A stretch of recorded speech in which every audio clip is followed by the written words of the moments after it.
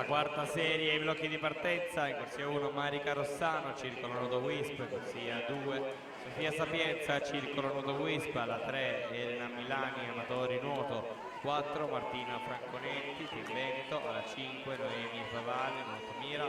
6 Maddalena Luisa Secco, Idros, corsia 7 Valentina Causini, sull'Idro,